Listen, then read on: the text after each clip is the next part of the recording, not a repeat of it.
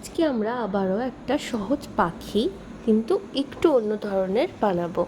তার জন্য একটা পিঙ্ক কালারের সার্কেল নিয়ে নিয়েছি, যার ব্যাস 11 সেমি। এরপরে আরেকটি ছোট্ট সার্কেল নিয়ে নিয়েছি ব্লু কালারের, যার ব্যাস 5 সেমি। এরপর আমরা পিঙ্ক কালারের সার্কেলটাকে এইভাবে হালকা হাতে হাফ ফোল্ড করব।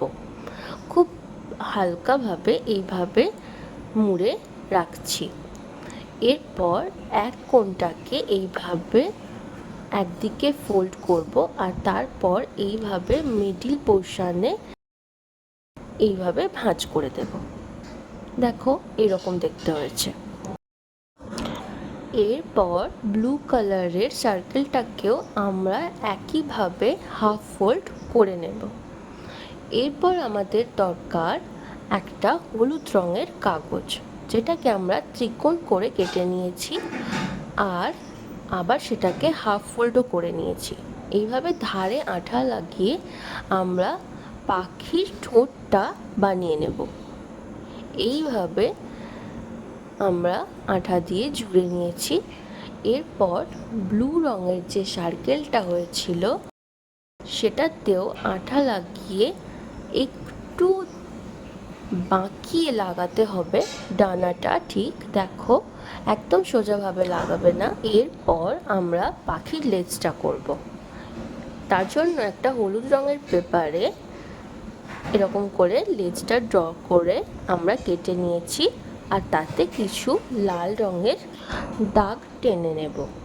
এরপর আঠা দিয়ে এইভাবে লেজটা লাগিয়ে নেব। খুবই ইজি পাখিটা, তোমরা যে কোনো ডেকোরেশনে তোমাদের বাড়িতে এই পাখিটা দিয়ে সাজাতে পারো। আমি একটা সাদা কাগজের উপর এইভাবে চোখটাও ড্র করে নিয়েছি। তারপর আঠা দিয়ে ঠিক এই পোর্শনটা লাগিয়ে নেব। ব্যাস আমাদের রেডি হয়ে গেল পাখি। কিছুটা ড্র করা বাকি আছে। এই ডানার উপরের অংশটাকে এইভাবে আমরা ড্র করে নেব। এরকমই আরেকটি পাখির ভিডিও তোমাদের ডেসক্রিপশন বক্সে দেওয়া আছে, তোমরা গিয়ে চেক করতে পারো। আর তোমরা অবশ্যই তোমার বন্ধুদের সাথে এই পাখিটা শেয়ার করো।